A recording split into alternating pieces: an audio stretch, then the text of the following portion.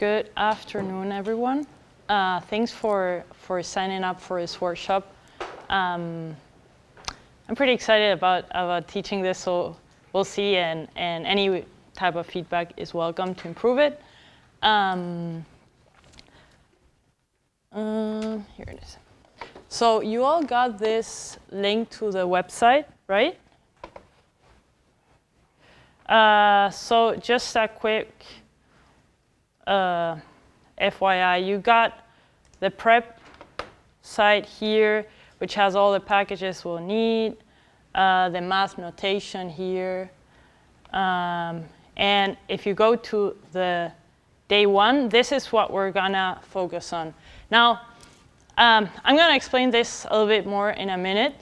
Today is gonna be more theoretical, not a lot of coding, right? You'll see that in the end we have like 7 lines of code, and that's it for today. Because I'm gonna jump to the about you part. We're mostly people from College of Ag or any type of life science. Can you read that? So this is kind of the distribution of departments that are here in this workshop. And a very common answer that I got, which I really liked because it was very honest. Some students saying like, I'm running mixed models, but I don't really understand what they do. So I don't think running code is a problem. That's why we won't have so much code at first. But it's more understanding what we're doing when we do mixed models, right? And also for the ones who are very new to mixed models, what are mixed models, right? Because we're going to start from the beginning, but mostly whiteboard and seeing actually what the stat models are doing. And I really understand this because I studied agronomy. I did my PhD in agronomy.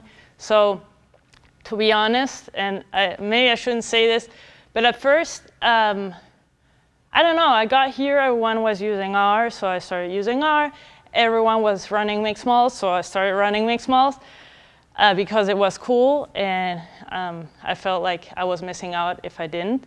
But I really understood what they were doing way after I started using mixed models. And I feel like that's very common in a lot of the more biological sciences, because mixed models are obviously used a lot because they're very useful, but they also have some assumptions behind that are, at least we should be aware of what those assumptions are, right? So any questions before we start? Okay, and so we'll see.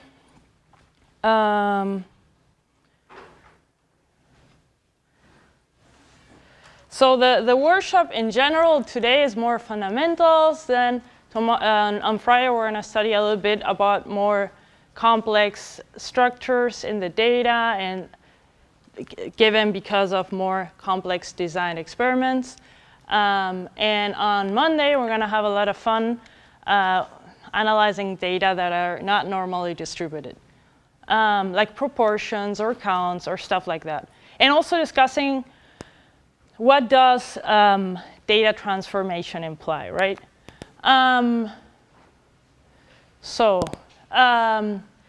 Today, we're going to start off, I hope I will probably bore a bunch of you because we're going to start very, very simple. If you're all bored, we can go faster, but I feel like that's usually helpful. Yeah. So we're gonna review the linear models and all that math notation, the reason why we have so many matrices and vectors, if you skim through the document, is because all we care about when we study mixed models is the variance-covariance matrix. I'm going to write that down because you'll see why. Whoops.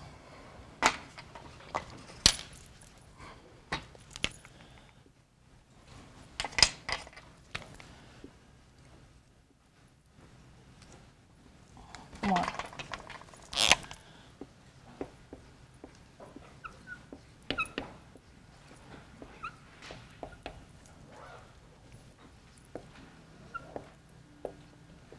Okay.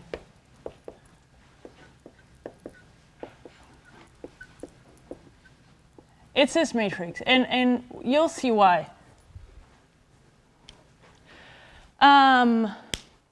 That's going to give us, that's where the random effects are stored, actually. Okay? So, starting off with the linear models.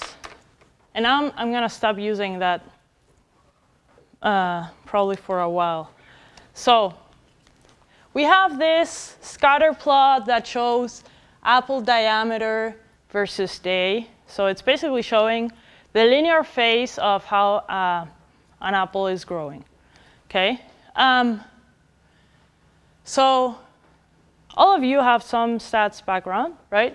So we could probably come up with a pretty simple model, which would be a typical intercept and slope model, right? And that model, we could say, is y, intercept, and we'll write x before, right? Is this missing something? Error, yes. So, and this would be the ith observation of apple diameter. Predictor of the ith observation would be, which would be the day, right? And the difference between expected and observed, right? Because this is what we expect, right? This is the expectation of yi. But obviously, whenever we observe data, we won't get exactly this. We'll get something around that, right? And that difference is what we call the residual. And so usually the most common assumption, I would say, is that this error is normally distributed with mean 0 and variance sigma squared, right? And this is the default statistical model in most software, right? Because you'll get the estimates for beta naught and beta 1, you'll see that least squares gives you the same results, the same point estimates as maximum likelihood, right? Maximum likelihood makes this assumption. Least squares doesn't make many assumptions, right? But this is good, so we get confidence intervals on beta, beta naught, beta 1. All is good, right? Do you remember what the assumptions behind this were? Can we list them? Yes. And that's the key. I don't know who said that. We're also assuming that this is the model, right? We're assuming this is linear. You have a linear relationship.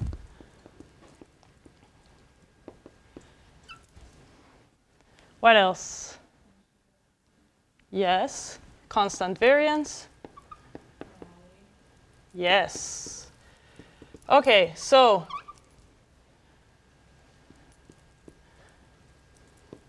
these are like the typical assumptions. And this is what you check when you do, after you fit them all, you check the assumptions. If they're approximately fine, because in the end we know that this is all false, right?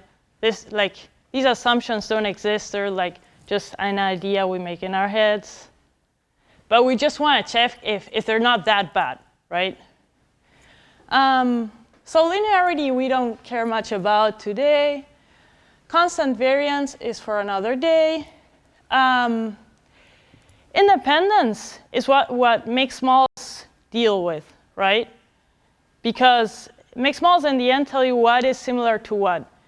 once we lose this independence, that's when we add a random effect, and we'll see now. In normality, this is what we're going to see on Monday. Sometimes it's not normal, right? Now, independence, the reason why this model is approximately okay is because somewhere in the text it says that we picked random apples from random trees, right? So there's no dependence. It's not that it's always from the same tree or always from the same field, right? That would make those data dependent, right? We just we had a bunch of trees, and so on day 3, we went to the field and took one from here, one from here, one from here, randomly. Day 6, again, maybe this, but super random, right? And that assumption of independence depends on this randomness when we select the observations, okay? Questions so far? Okay. And so I'm going to show you how to think about this in more matrix terms, and then we're going to go back to this independence, right? So let's say that you were writing these data down. You go to a field, and you are writing down in a spreadsheet. And what you basically have is, let's say, apple diameter and day, right? You have these 2 columns, and you're going to start writing, I don't know, 2.8, 2.9, all for day 3, right? Then for day 6, you're going to write maybe 3.0, 3.2, etc. Right? And so this would be, for example, observation number 1, observation number 2, observation number 3, number 4. Yes? This would be the predictor 1, predictor 2, predictor 3, predictor 6. And because we're not going to write out all the vectors, we can simplify and say this is a vector. Instead of focusing only on individual rows, right, of our spreadsheet, this is another vector. Or let's say in more general terms, this x, right? And this beta naught is multiplying a vector of 1s, really, because it's the same for all, right? So our X matrix was like 1, 1, 1, 1, 1, and 3, 3, 6, 6. Does that make sense? So this is our X matrix. This is our Y vector, right? And we're going to, here I'm going to underline them so that we know that they are vectors and matrices. And then we have here beta naught, beta 1, and a vector of errors, right? Yes? And now this, instead of being a vector, a scalar, we can say it's a vector. So this is a vector of zeros, and this is a matrix that we're going to call sigma. This is sigma with a small s, and this is sigma with a big S, okay? And now this variance covariance matrix is the same as saying sigma, small sigma, times the identity matrix, which is only a diagonal of 1s and 0s in the off diagonals. So it's basically, for these 4 observations, it's this.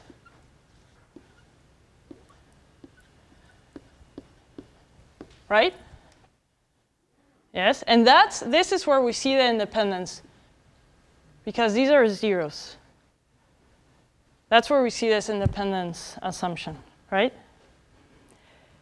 And later on, you will see that mixed moles are not stored in the mean or in the expected value, right? They are stored here, and they are going to say, this is no longer a 0. Sorry, this was a sigma. This is no longer a 0 because observation 1 and 2 are correlated. For example, they behave similarly, okay? Anyways, we have our very simple linear model. Y has an intercept, a slope, and a residual, okay? We could also say, are you all following? Okay.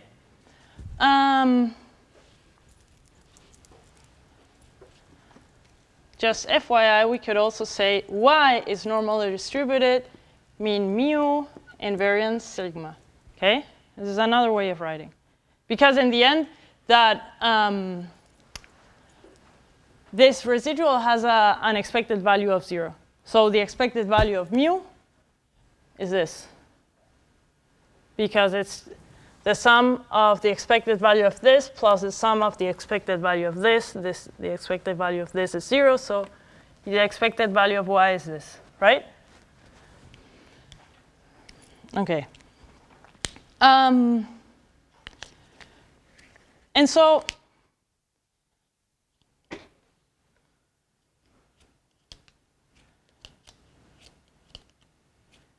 we got so far, right?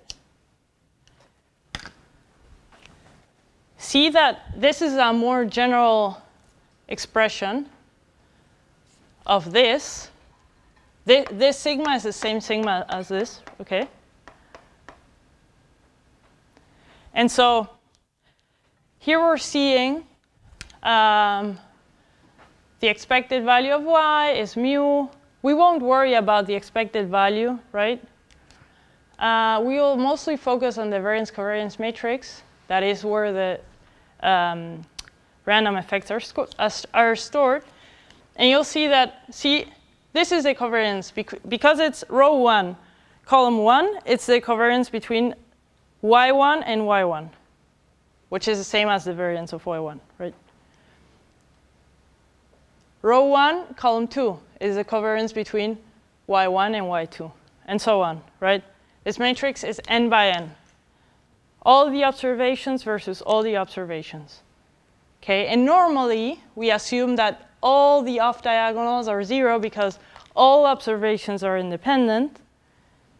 And this is always sigma, which is that constant variance assumption. We're not going to mess with the constant variance assumption. Okay?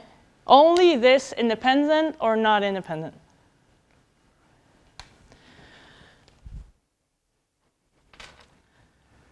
We're going to go back to that later.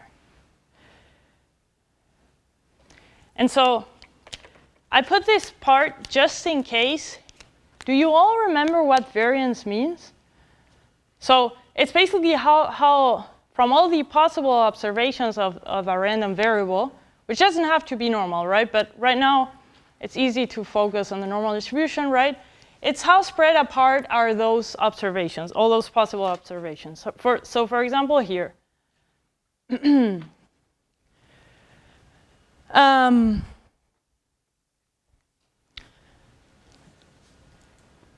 you all see the plot? Okay.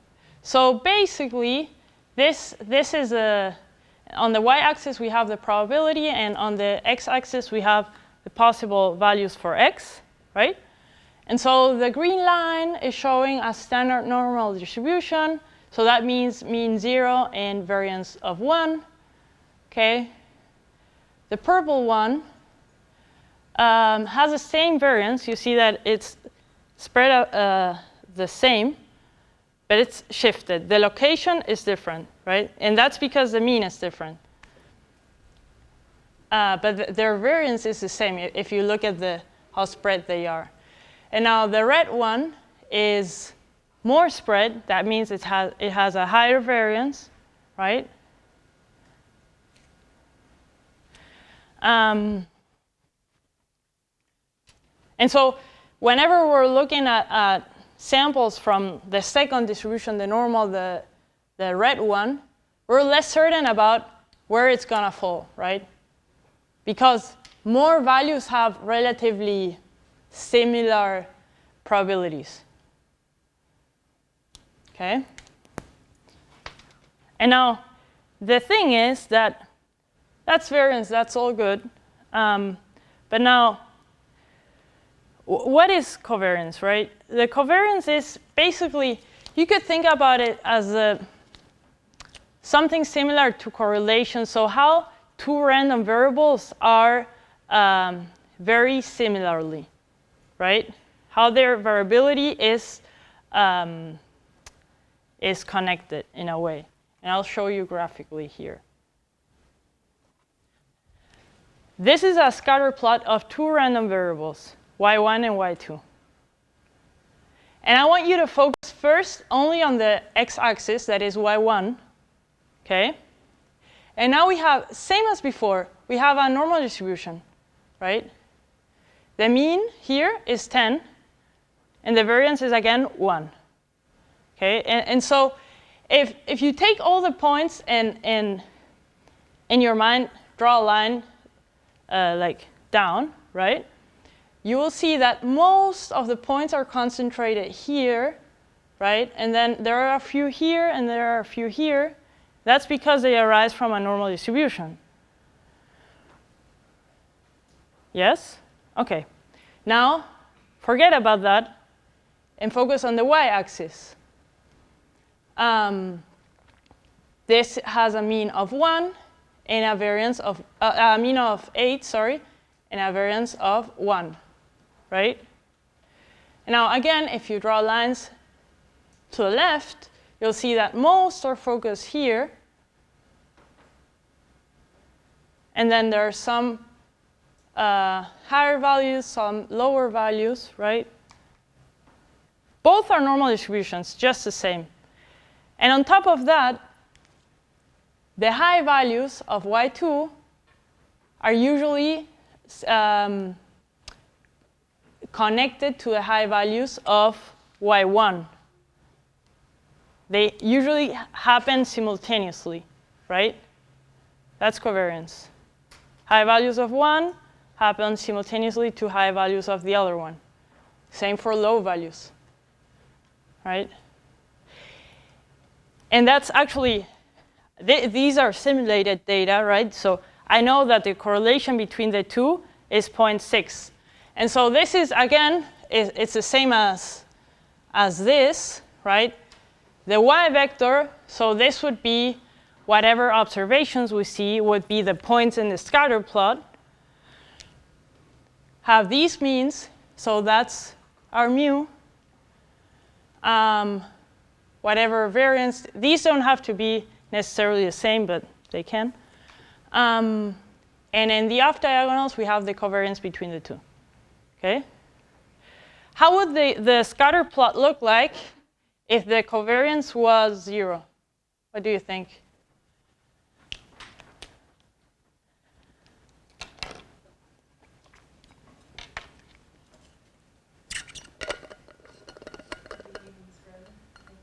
Mm-hmm. Yeah. Like, I don't know, I think one of my lab mates used to call it potato shape, because it's like, it doesn't have any particular shape. Here, right, because it's like this, covariance, 0. Here you can see that you have like a positive correlation. right? Even visually, you can see that. Okay?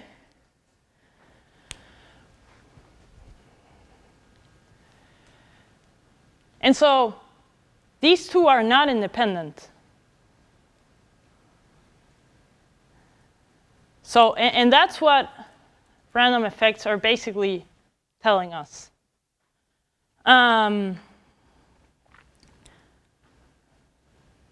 So we're going to go back to this example, right? Remember that we said that these were randomly selected apples from randomly selected trees, right?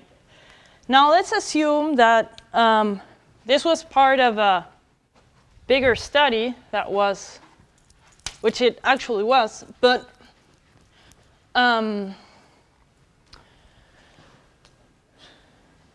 we basically took trees from 5 different fields. So this was field 1.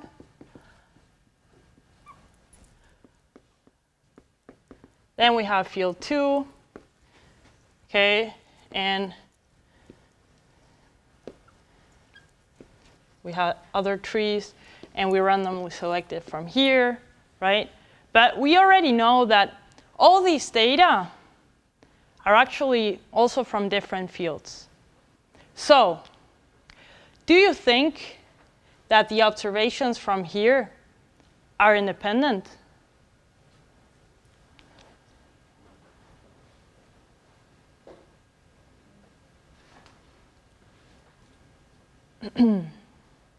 What is your intuition?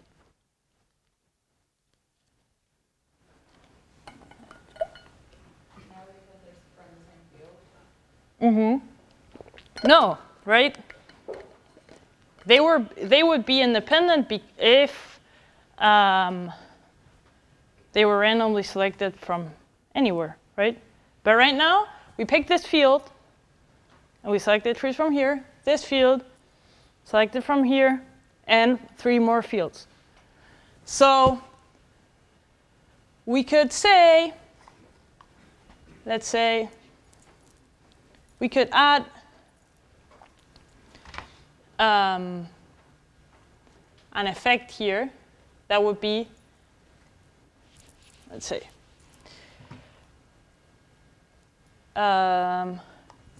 we could add to a small, let's say, the field effect, right? Which is kind of like, if you want to keep it simpler, and I think that's the way I wrote it down in the document, we would make a field-specific intercept, right? This was the intercept, right? So we could do a field-specific intercept. So this would be for the jth field, and that's a vector already.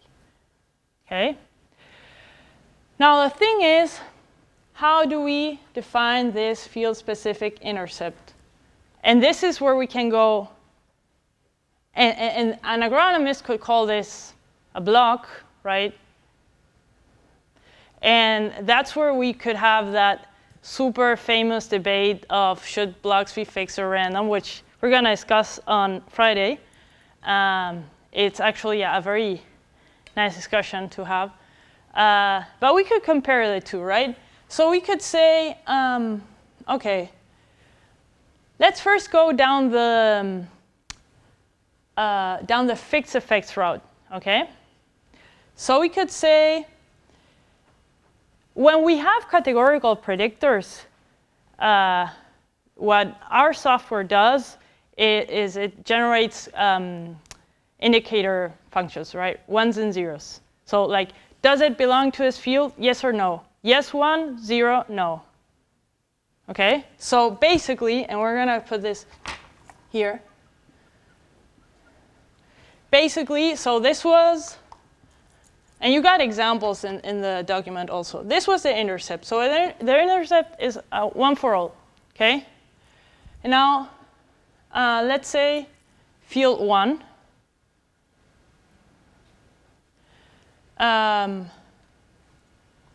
Or we could even take this out and put all the intercepts directly. This is going to be more better. Field 1, yes or no? So if we go to our data, this was field 1, this was field 2. We could say even this, right? This was field 1 again. The order of the data, you know this because you all probably worked with spreadsheets already. The order doesn't matter, right? I'm only presenting the first 4 rows. The order shouldn't matter, okay? If it matters, you're probably missing a column, okay? Okay, field 1, yes or no? Yes. So here goes a 1. And that means this is a 5. It's none of these. And the day was 3, okay? Field 1, no, that was field 2. Field 3. Field 1 again. Yes?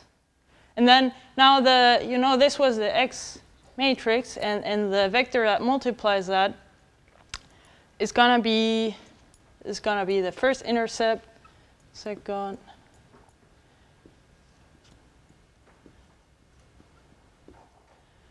and this is a slope. And then we get fixed effects for all our field, right? All our fields. And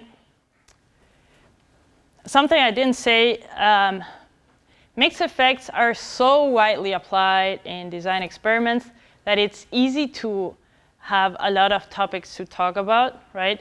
Right here, we're going to focus on the modeling side of mixed effects models, right?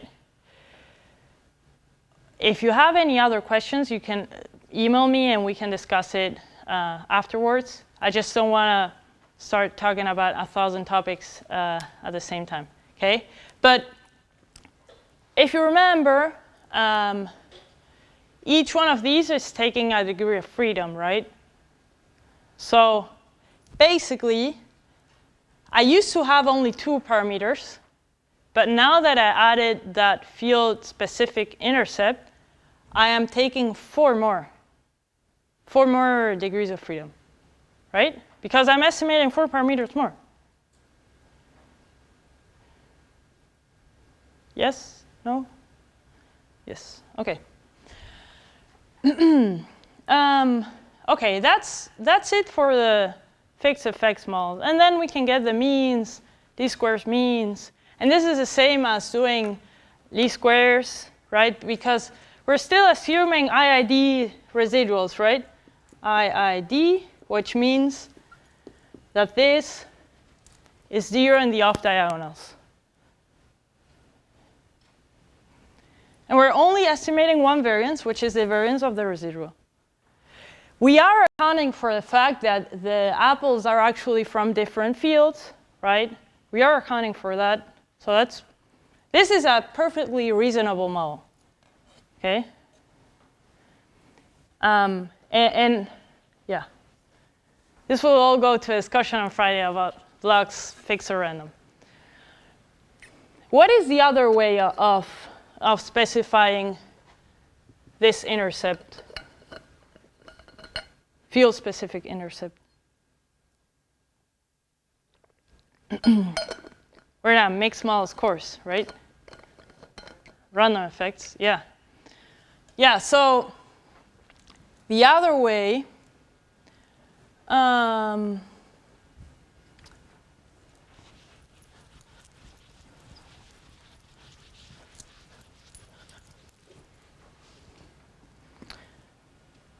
we could say this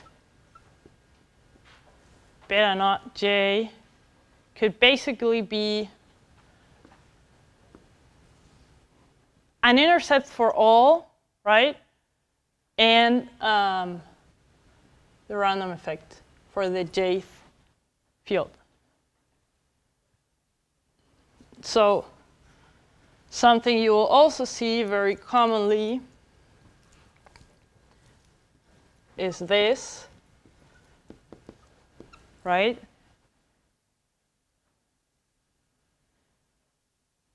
What do we, so we know this assumption about the residual.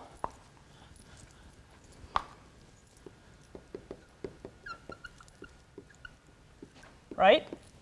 What is the assumption about U? Is it also like estimated this way?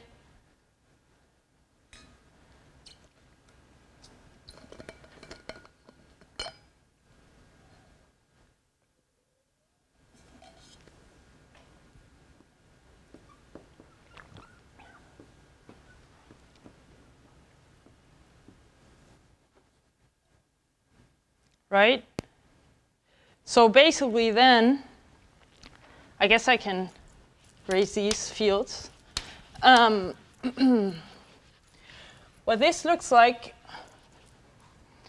is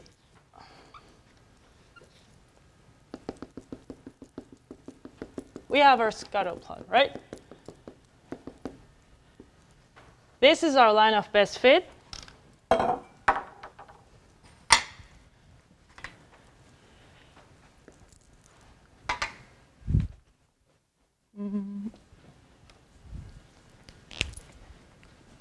Can you guys see this? Okay, this is beta naught, right? This is beta 1. And that was the first model. Now the second model was fitting one line for each field, right? Probably had something like that. These are parallel lines because the slope is always the same. But we have like 5 different intercepts. This was beta naught 1. Maybe this was beta naught 3. This was beta naught 2. Right? And then always we had this assumption for the residuals, which means that we expect the data to fall on this line with some probability of falling right next to it, right? But the maximum likelihood is right at this line. And then as we go up or down, there's less likelihood. But we still see points, right? Now the deal with the intercept, this here, remember that we said this field-specific intercept was like a general intercept for all in that random effect. It's a very similar thing, right? Only except of estimating 5 different fixed effects, we estimate 1. And then here we have also that normal distribution, but that is this distribution, right? That will give us actually, this is the average for all, right? But actually maybe field 1 was around here, field 2 around here, field 3, field 4, right? That was their intercept, and so that means that their specific line of best fit is around there, right? But we assume that these 5 fields are random fields from all the fields that could exist, right? And so we don't really care about them, but we know that the intercept of diameter, right, versus time probably changes from field to field, right? And that they're all concentrated, right, around this range. And how concentrated or not they are, like how similar or how different they are, is given because of this. Because remember, that is how spread the distribution is, right? How spread apart intercept from field 3 from field 1, for example. Does that make sense? Now, we're going to discuss this at the end of today as well. How do you write this in a materials and methods section, right? Usually we just say, this was fixed and this was random, right? And we usually mean random on the intercept. But I feel, and this is my personal opinion, that you kind of miss a little bit of the story that is happening when you just say that. Why? Because we would write it like this, right? And this uj, remember this is a scalar notation. If we wrote it out in matrix form, we would say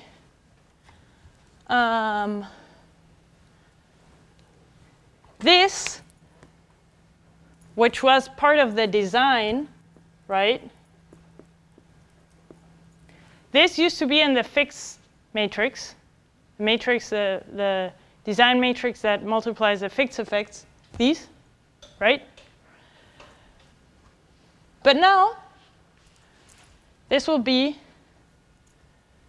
not x anymore, but z, and we'll multiply the random effects.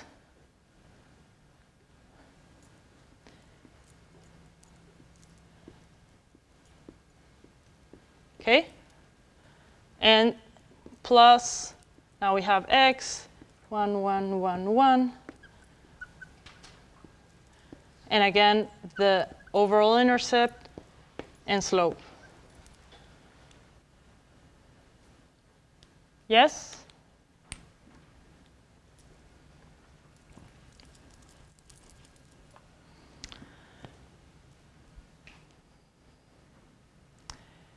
And now,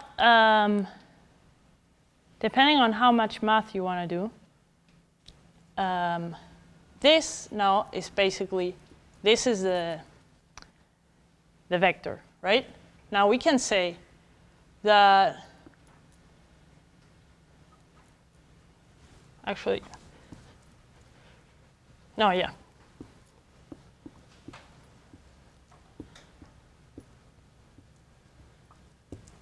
Yes?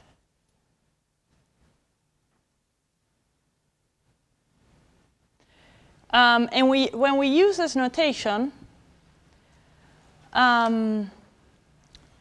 we can end up saying, using, now instead of, this is what we call model equation form. And we can also say probability distribution form. And these are complementary. This is going to be much more useful on day 3 when we focus on different distributions, right? But we could say y is normal with mean mu, right? Mu, which is x beta, by the way, just like before, this, x beta, right? And the variance is ZGZ transpose plus R.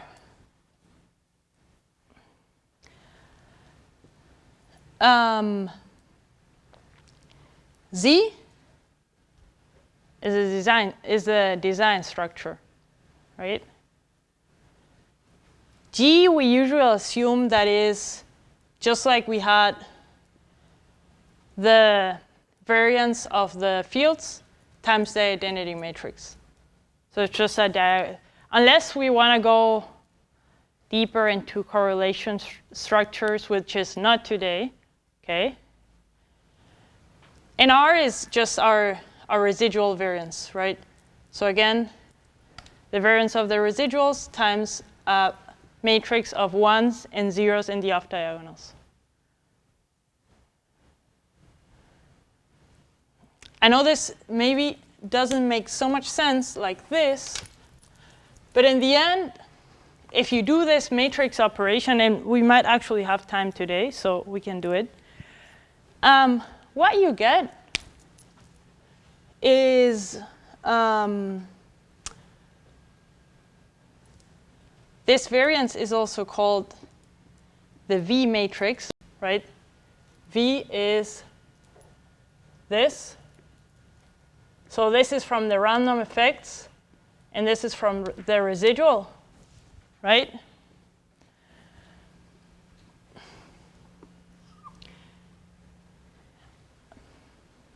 Going back to this example, this observation and this observation share the field, right? And no other observation shared fields, okay? So what that means in practical terms, this whole matrix thing, is, this is just a cheat sheet so that I know. So observation 1 with observation 1, the variance covariance component here would be, just like before, sigma squared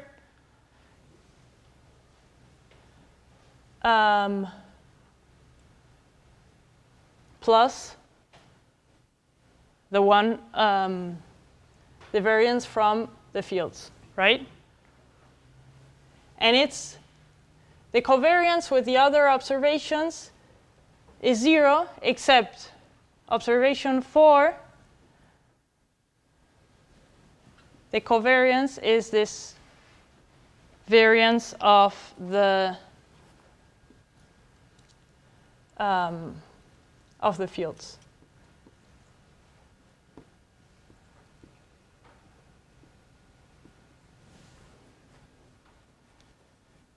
Does that make sense? Let's see.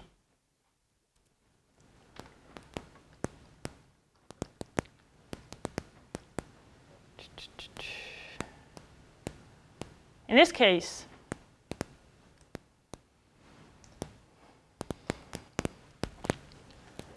let's finish this one first. So all the diagonal has the same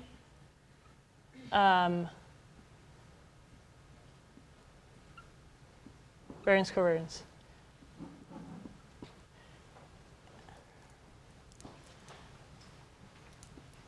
I think something like that.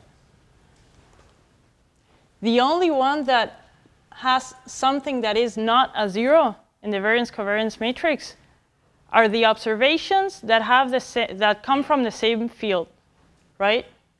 So they have the same intercept. That's why they have some covariance. They have that same field-specific intercept. And these are and the reason why these are being added here is because we can also think of it as different components of the error, so to say, right? So if we look at this general trend, right, the difference are the residuals, like that variance, right? And that variance has components we know about and components we don't know about. What we know about is the fields, and we know that all observations from the same field are correlated, and the rest is just variance. It's just uncertainty, right? Questions? I know this takes some time to sink in, but it will. If we look at this matrix here, first and two observations, did they come from, this is the same Apple field thing, field example. Did these two, the first and the second one, come from the same field? What do you think?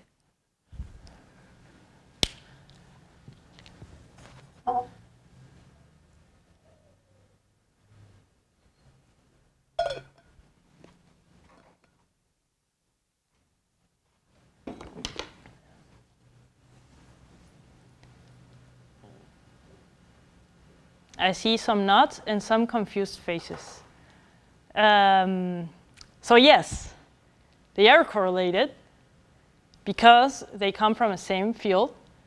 They share that field-specific intercept that is basically the sum of, some people call this the population level intercept, right? Because it applies to the population of all apples, all apples that are being studied.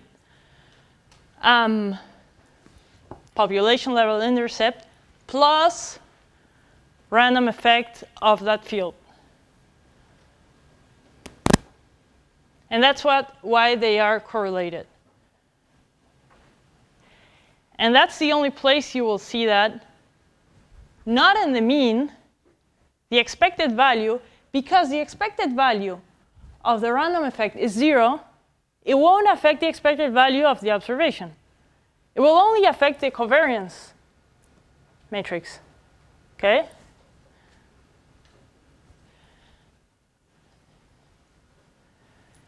Observation 1 and observation 3. Do those come from the same field?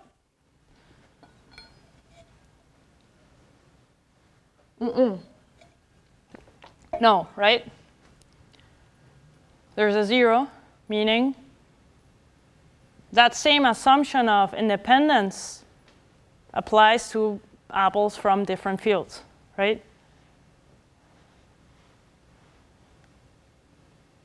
Okay. So obviously, this is observation 3,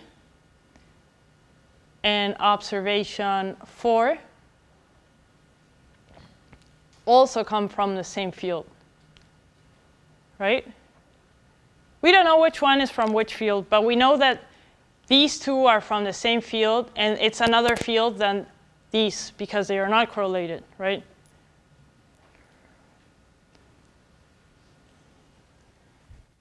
Questions?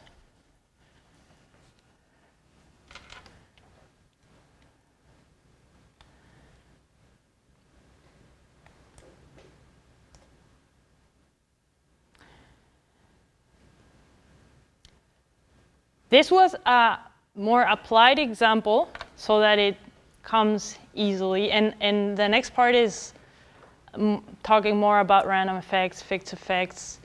So it's more general. Do you all want to take a break? Do you have questions? Break? Yes. Questions? Does this all make sense? Yeah? Okay. Okay. Be back at 4:02. Yeah? Okay. We now kind of understand where the random effects go, right? So basically, the fixed effects used to go to mu, right, to expected value. And with the random effects, we're not really changing the expected value, but we know there's some components in the variance that we can actually explain. And this is going to be much more helpful for all our inference. So for example, mean comparisons, right? If we actually can say, OK, this component of the variance actually comes from having different fields. Or this component of the variance actually comes from having blocks, different years, different rooms in a feedlot or pens, right? And what we're going to see on Friday also, sometimes we have subsampling or pseudo-replications. And that's actually, if we don't account for that pseudo-replication, we might be overconfident about our results. And that's also something we want to account for, right? So the fixed effects usually go to the mean, and the random effects, let's say they go to a variance, right? V is a matrix, and it's the variance of y, okay? so the variance of our observations. And the reason why the random effects don't affect the mean is because we basically assume that the random effects, this normal distribution actually isn't mandatory, but it's like the default option in most software that I know of. It's very rare to see another distribution that is not normal, okay? And mean 0, variance of that random effect, right? So because this mean is 0, that means that it won't go to expected value of y, right?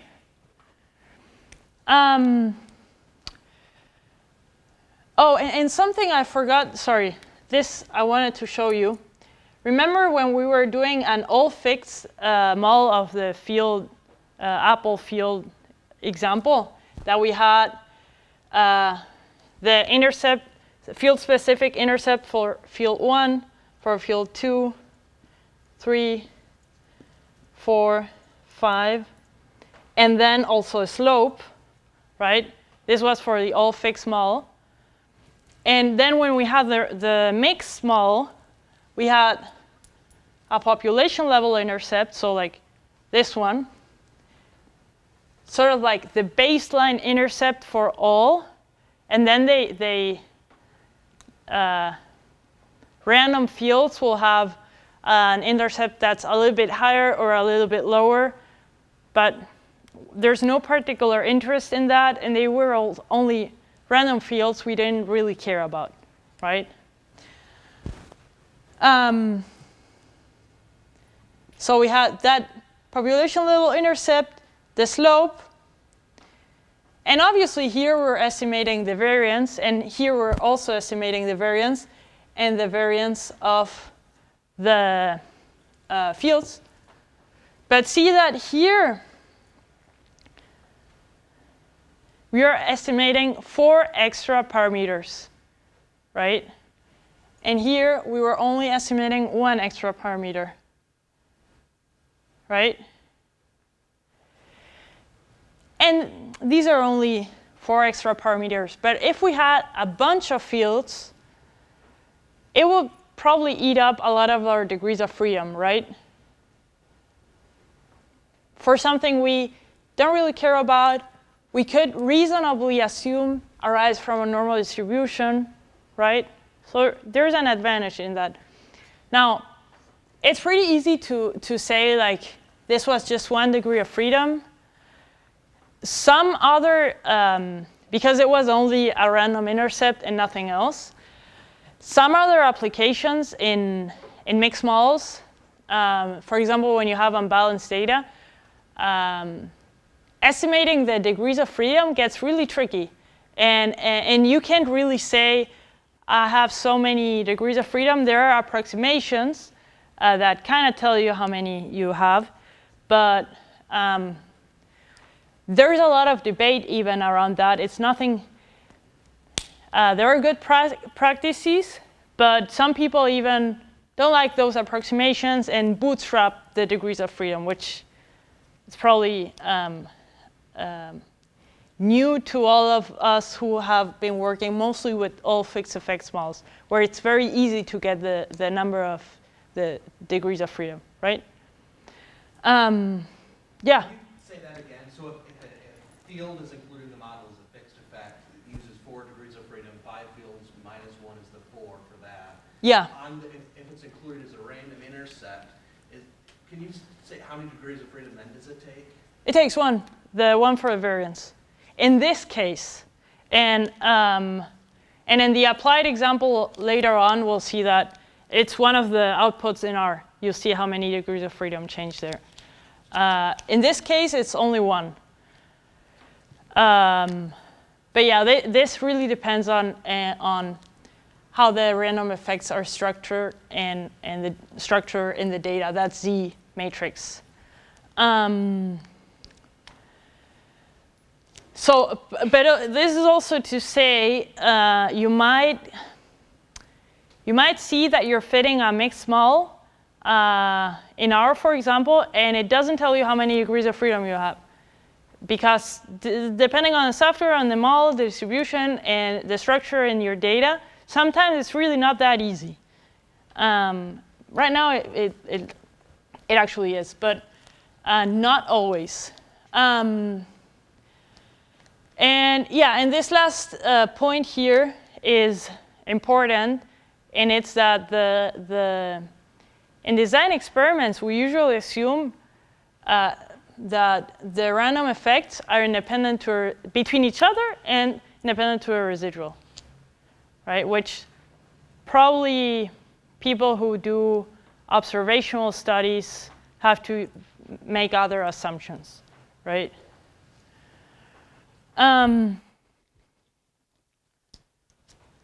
Questions before we jump into estimation. And this estimation is not, we're not going to dig too deep into the estimation methods.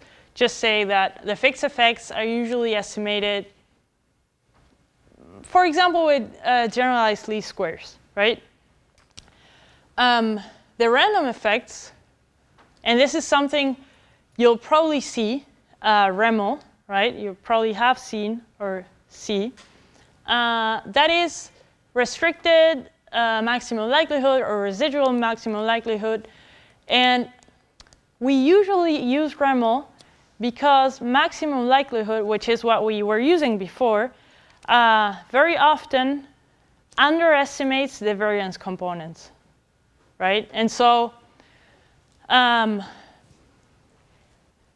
why is that an issue? Because the variance components end up telling you if something is statistically significant different to something else, and they're basically going to affect all your inference. And this is usually more a problem with smaller data sets. But in design experiments, most of our data sets are relatively small, right? Because there's not so much money to do a huge experiment. There's no need to. As long as you use REML, you're pretty safe on that side. It doesn't mean that they're unbiased, but they're less biased than maximum likelihood. The estimator for the fixed effects is still unbiased, right? Which is something nice, right? Unbiased meaning there's no systematic trend to overestimate or underestimate. That's what unbiased means. Doesn't mean that, and I think this crowd is okay realizing that whatever number you get, no one believes that is actually the effect, or that is actually the mean, or that is actually the intercept, right? You know, it's around that value. And that's why we usually report standard errors, confidence intervals, or some measure of uncertainty, right? Because no one believes that one number is the number. But this unbiasedness is, for the fixed effects, it's nice because this is usually the process you're interested in, and it's nice to still have those unbiased estimates and relatively good estimates for the variance components. And just like for this,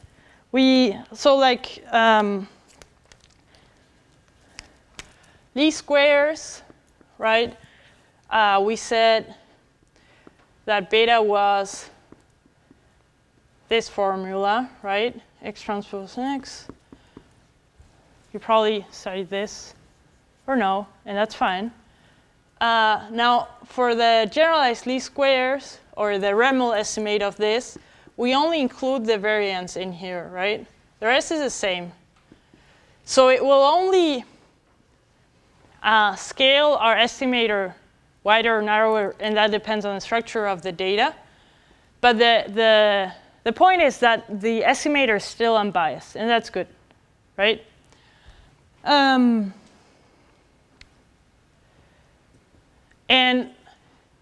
the random effects in REML, this is a closed solution.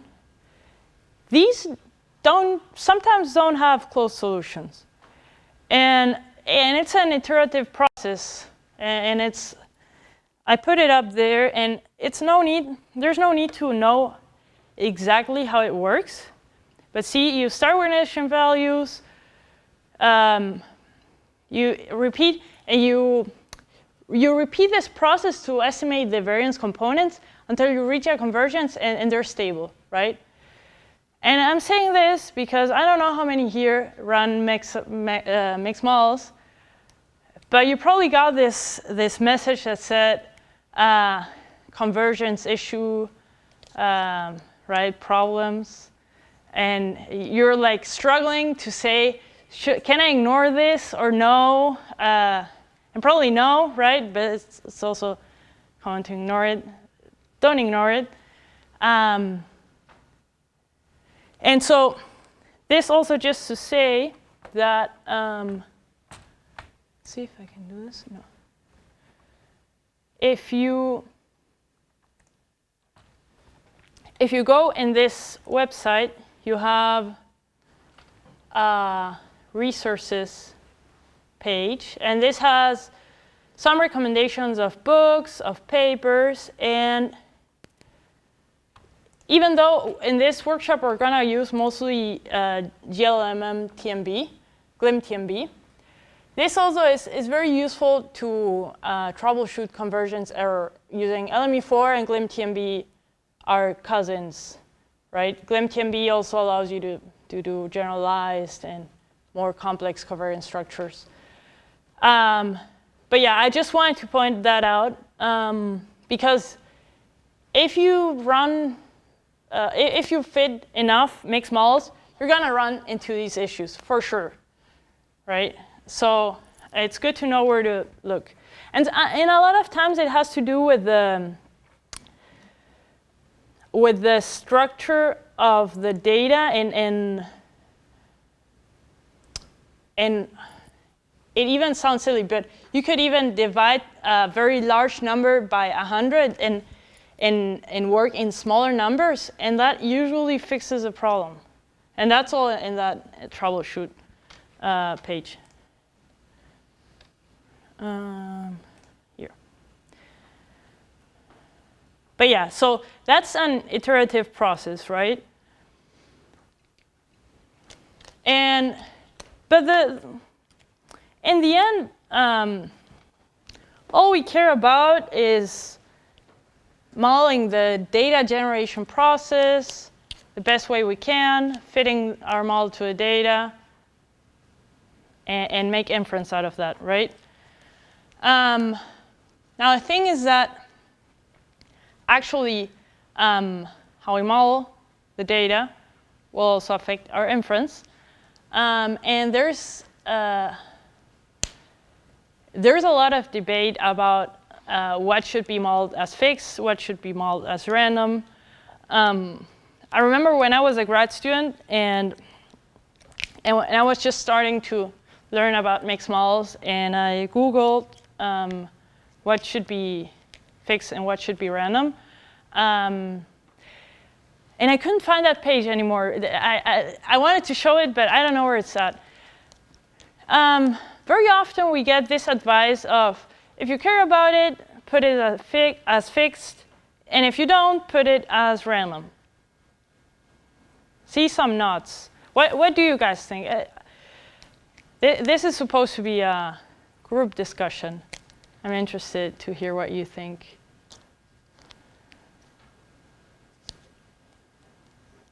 I wouldn't describe it as care about it or not. Mm-hmm. Generally, fixed are things that you want to interpret or provide a more clear, more direct interpretation of, whereas something that's random, that's a meaningful source of variation that you want to account for it to allow for stronger hypothesis testing, but we're not necessarily as interested in directly interpreting what that may be. I don't care exactly if there's a field-to-field variation apple size, but I want the model to account for it. Yeah. That allows me to make stronger treatment inferences. And also, like, if you want to have a slope, in my mind, I think that I may need a fixed effect if I want to see its effect also in a slope. Mm-hmm. Although I can have random slopes as well. Mm-hmm. But because you're interested in studying the effect of something, right? And that's it. So usually here,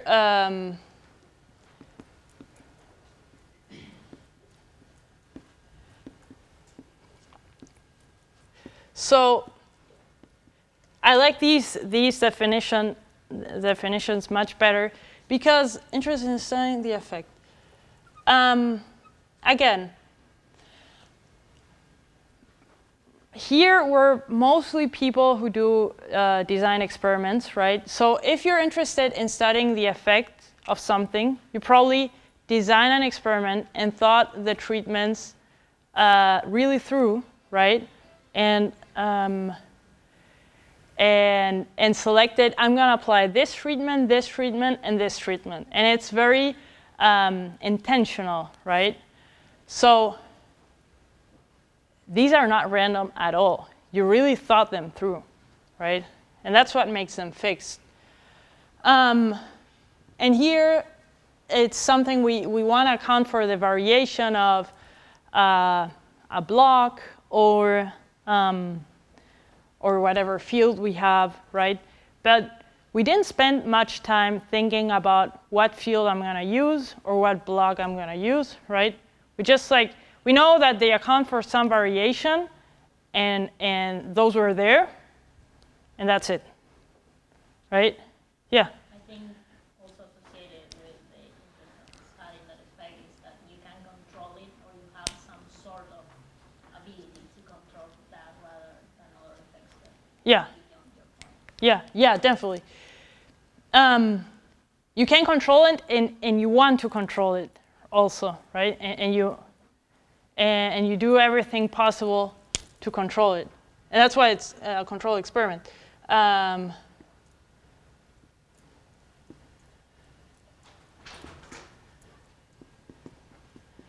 do so, right?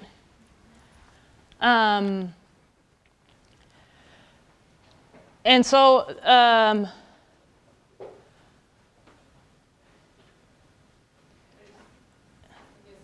also the assumption that the random factor was a random selection within that population, which,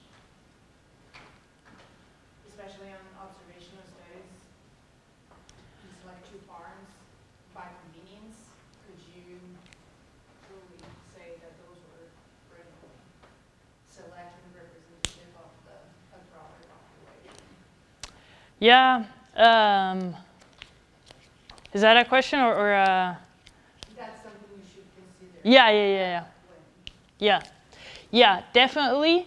If something was randomly selected, it should probably be random. Even though it has or let's say, if you didn't think if you took whatever was available randomly, so to say.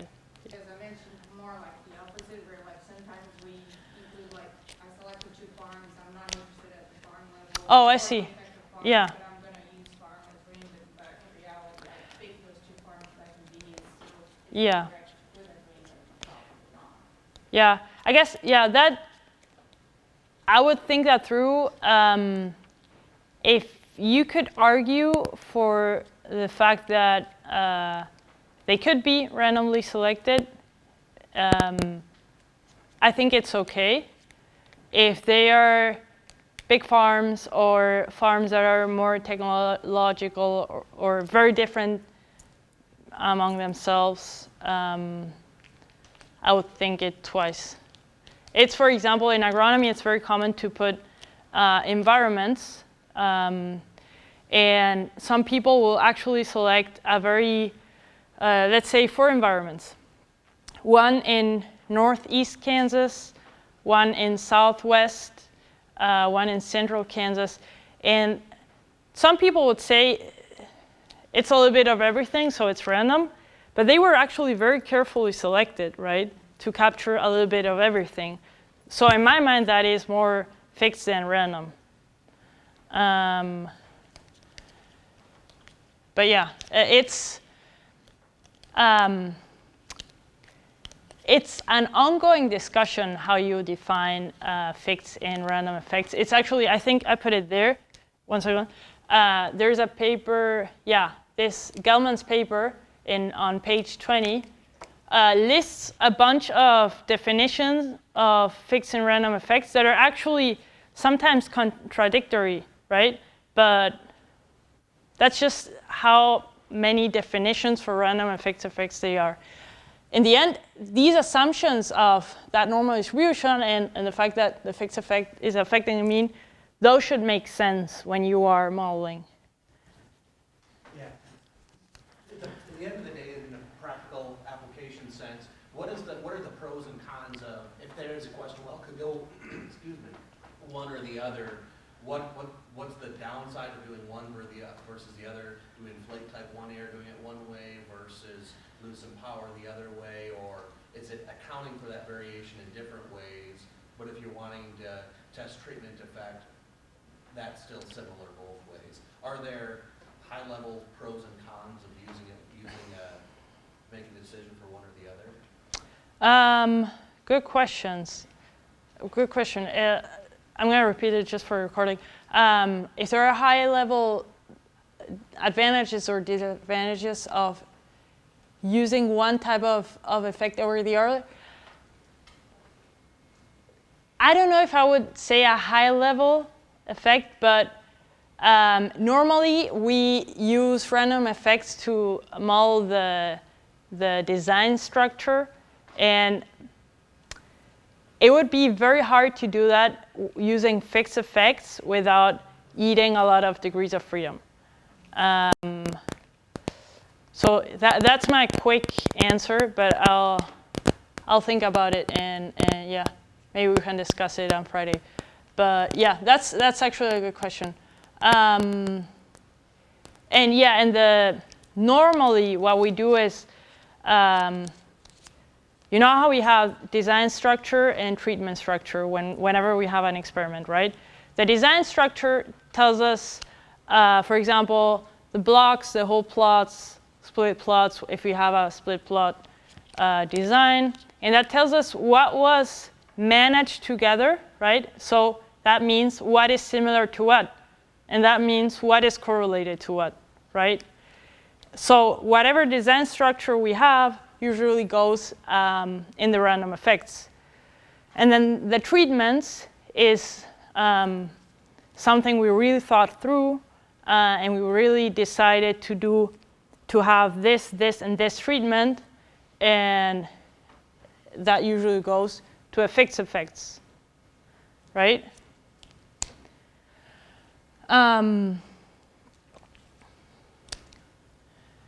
Yeah, and then the last one, that's something that's also in Gelman's paper about usually when you have only a few levels of a lot of possible levels that were randomly selected, we usually model that as random.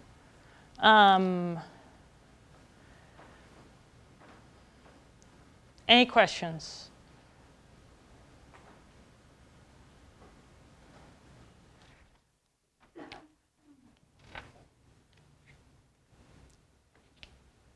We only have one applied example left, and that's mostly it for today. Yeah.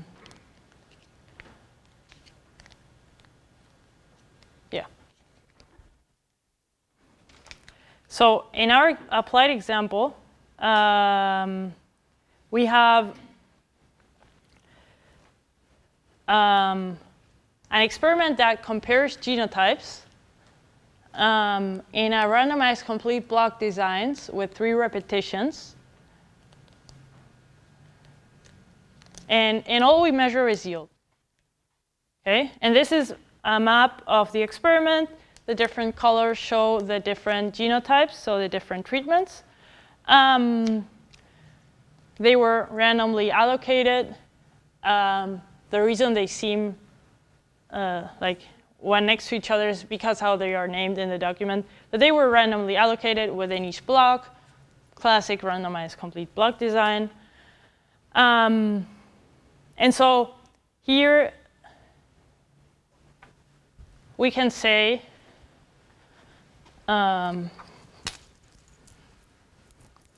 when we build the model, we can first think about how the data are arranged, where they come from, right? And that's going to give us a random effects.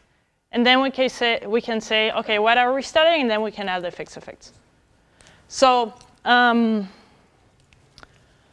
this case, y is yield for the ith genotype in the jth block, right? Usually, at least in agronomy, we have one treatment per block, right? Sorry, all treatments in the block, but only repeated once. So whenever you see rep 1, that means it's block 1. Rep 2 is block 2. Rep 3 is block 3. And so if we look at that map again, it's basically this, right? And we can talk about our personal opinions of blocks later, in agronomy at least, in field experiments. But all these observations, this area of land is supposed to be homogeneous, right? And when we do blocks, we assume that this is homogeneous and it's different to the other blocks. And that's the local control Fisher always talked about, right? So this is one homogeneous area. This is another one. This is another one, right? So what is similar to what here? Yeah, so all the observations here share something, right? All the observations here share something, and here share something, right? And that's it. The rest is just random error, right? So whenever we have this, we have a general mean, right? Some treatment, the random effect of the block, and the residual, right? So here I is genotype, J is block, or jth block. Here we could just say Ti, tau I, right? Very simple model. When we had fixed effects, we estimated each U 1, 2, 3, right? And that eats up 3 degrees of freedom, right? If we have a mixed model, we assume this. And really, all we estimate is the sigma U. That's 1 degree of freedom.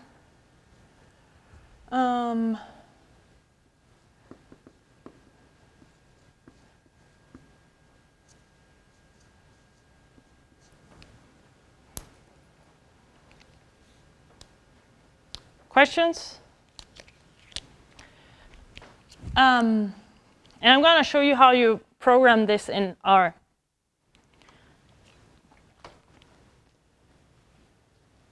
In this case, this rho is a block effect. Another thing in design experiments, we basically assume that there is no block by treatment interaction. The block is just shifts the intercept, but does nothing else, okay? So throughout this workshop, we're going to do all our applications using this package GlimTMB. That's Ben Bolger's, mostly Ben Bolger's package. The reason we use R, even though SAS is so convenient for generalized linear mixed models, is because I personally believe that learning R is convenient after grad school, because I've been talking to a lot of friends that are in industry, and not everyone pays for their SAS, sadly, for their SAS licenses. So a lot of times they learn a lot of very good content during grad school, using SAS, and then they can't. And even though the models are the same, or should be the same, sometimes it's not so easy to learn how to program them in another language. That's why I like to teach R, because I think you can carry it through after grad school. That said, trying to do these more complex models in R has made me appreciate SAS much more. So yeah, it's good and bad. Anyways, we're going to use the package glimtmb. This is data from an R package that gathers a lot of agricultural data. And so see that today was very few lines of code. This is all we care about. And the syntax is very similar to LME4 for all those who have used LME4, LMER, the function LMER. The good thing about glimtmb, or what I like, is that it allows for more complex covariance functions, and also different distributions from that are not normal. And it's all in the same package, and the developers are alive and working, which is something you should look when you start using our packages. Who is the developer? Are they still active? Are they respectable? Right? Yeah. So that's the Glimix version in R, more or less. You can use normal data, but also. Yeah. Mm-hmm. Yeah. It's generalized linear mixed models, and TMB is some object, I don't remember what, but yeah. And so usually in R, what we say is, very generally speaking, how we program these functions is we have the response, right, which would be yield in this case. Then we have tilde, so it's a function of. We add all the fixed effects.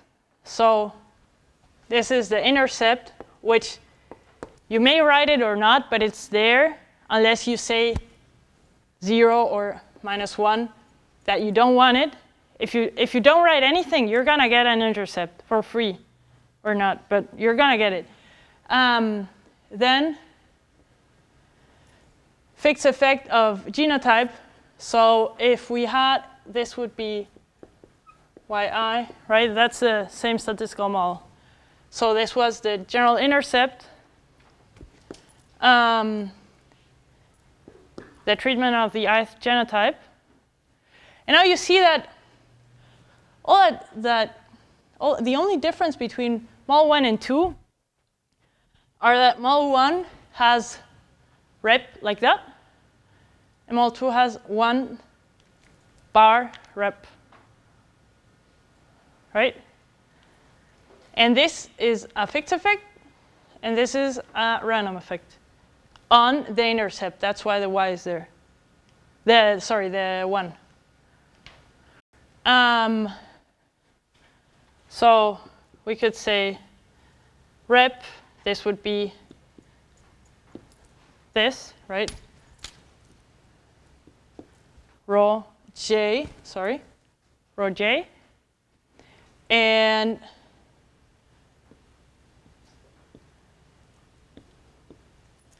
one vertical bar rep is basically uj.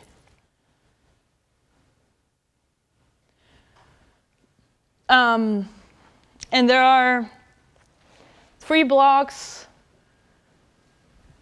So we're not going to dig deep on how R works, but the first block is in the intercept. So we are estimating 2 extra parameters, right, when we have 3 blocks.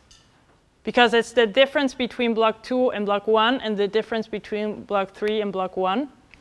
So that's what we see after we fit them all. We're not going to do model checking. We're just going to assume everything is working, which actually with these blocks it's not. But we're just going to assume right now that it's working. So you see that you get, if you print this model, the first one is the all fixed model. You get 220 degrees of freedom, which we're going to compare later. You have your intercept, all your fixed effects from your genotypes.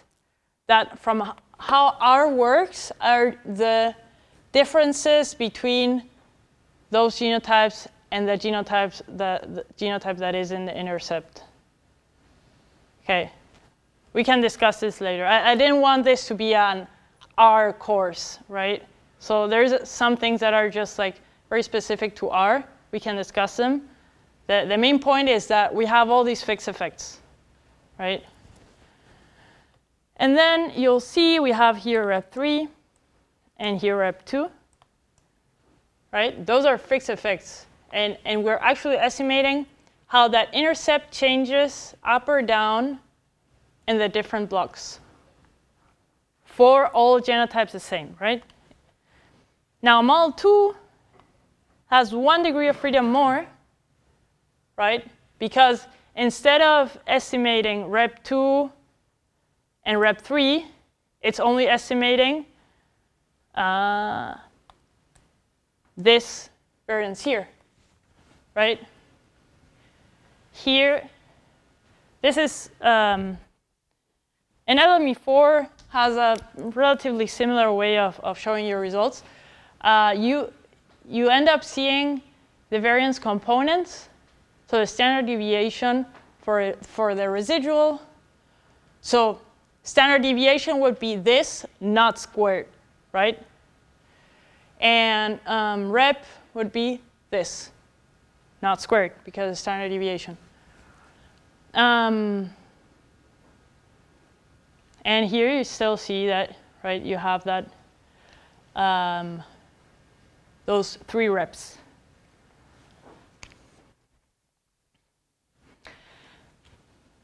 In the end, especially for this case, we see that the estimates, see 24.33, 24.33, estimates don't really change, especially for something like this. What probably changes, especially once you have a more complex structure or very different groups, is the precision, so the confidence intervals of those estimates.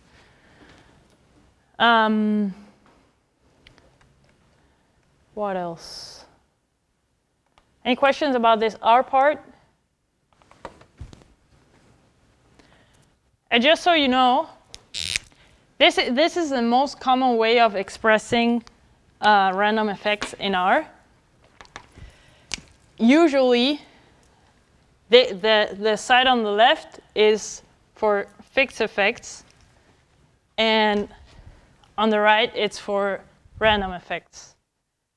We're not going to focus on random slopes whatsoever, but it could be, right? You could put 1 plus time here. Probably not for design experiments. For design experiments, we usually just do the 1. We do a random effect on the intercept.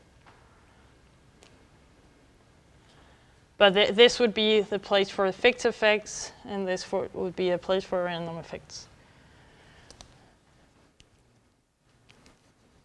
Does that make sense?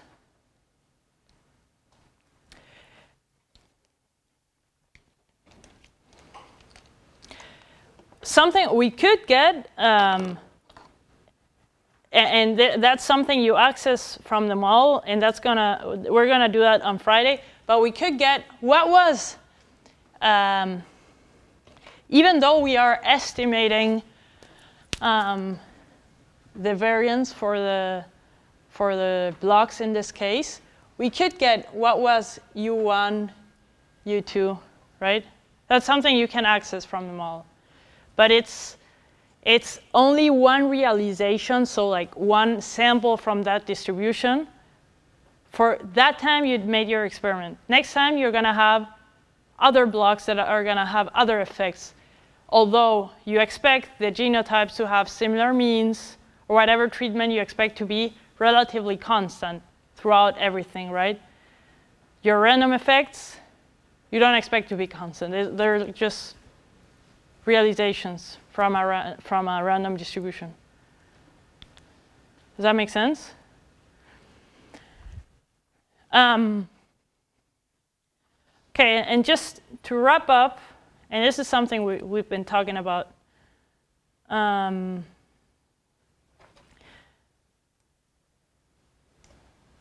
Honestly, I think this is the most common way to read how models are described in papers, right? At least in most life sciences. Do you kind of understand better what this means? So? It's a good question what we should write as scientists in the materials and methods.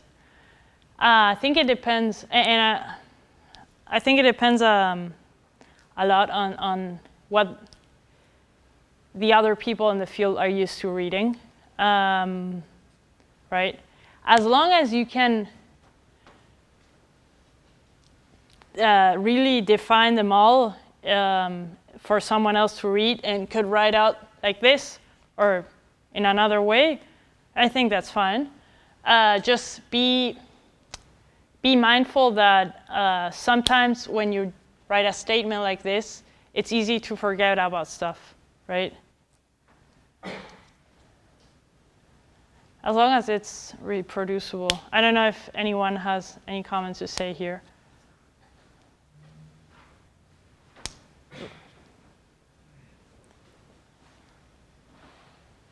Okay.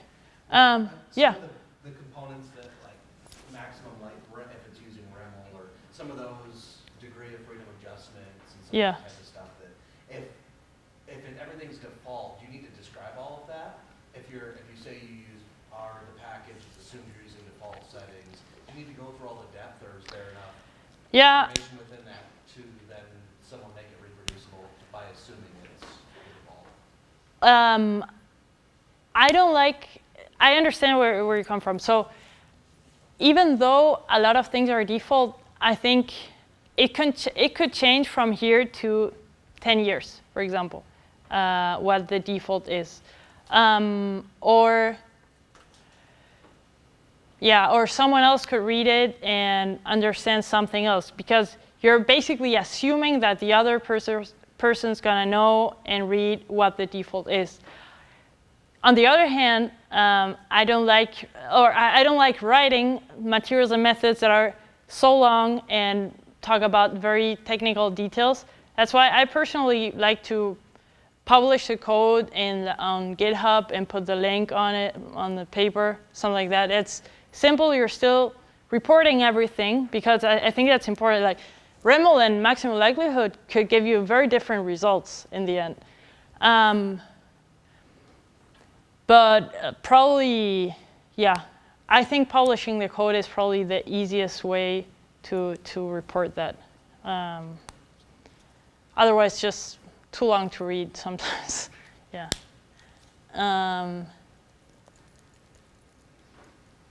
And for everyone who's doubting about that, whenever I publish my code, it's pretty well received by the reviewers.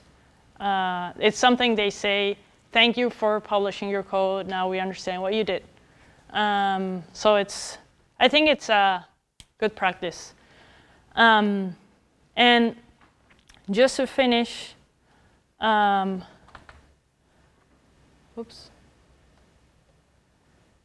have this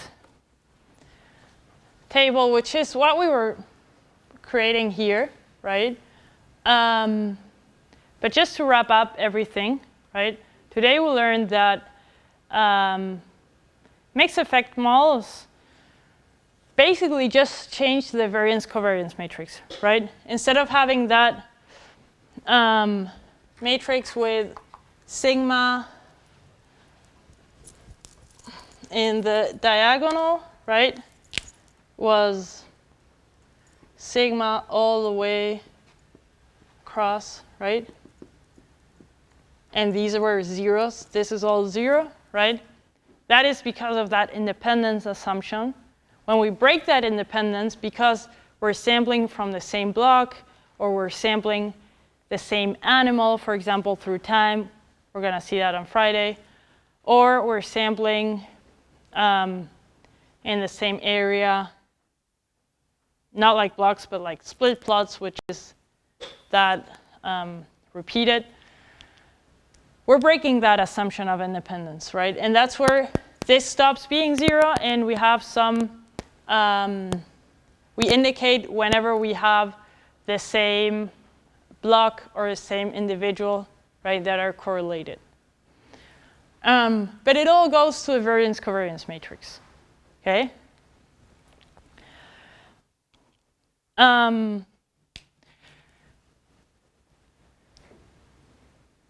We know that the effect, the fixed effect, we assume that it's relatively constant. That's why we're studying, because we probably want to make inference and say, OK, now I can apply this to other animals or to other plants, right? Because we expect that treatment to remain approximately similar, whereas the blocks will be higher, lower, whatever. It's not controllable, right? It's just a random sample. Then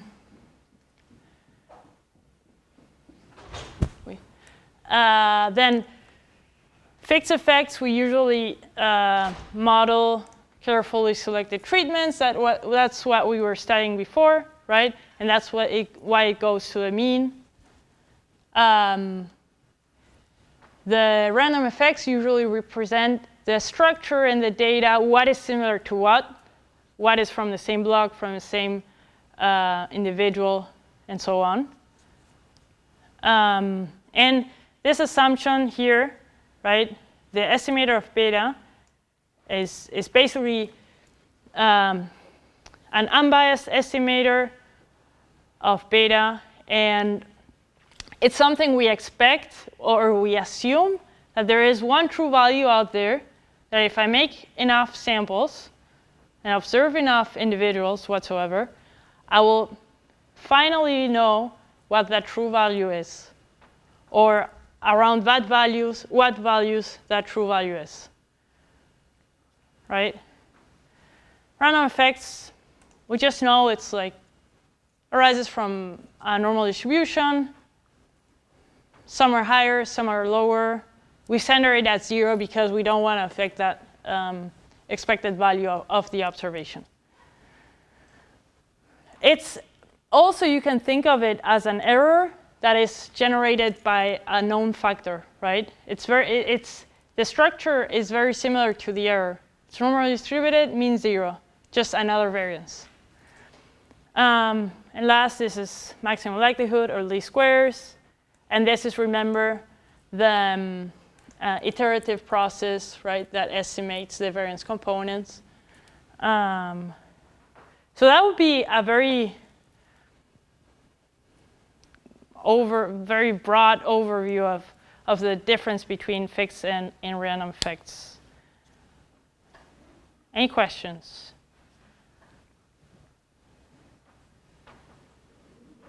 So next time, we're going to meet here, same time, same place.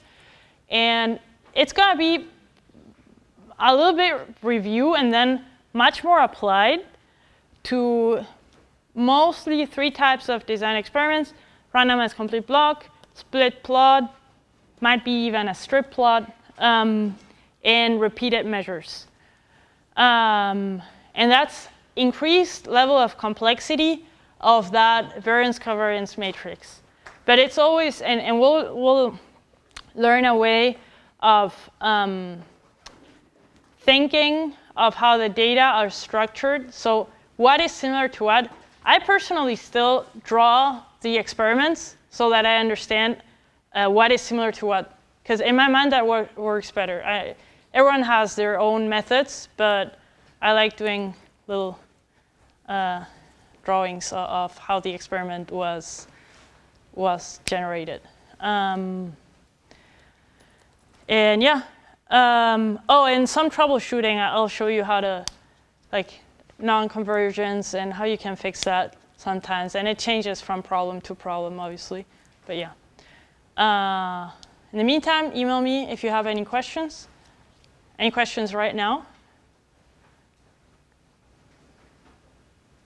Okay. See you all on Friday.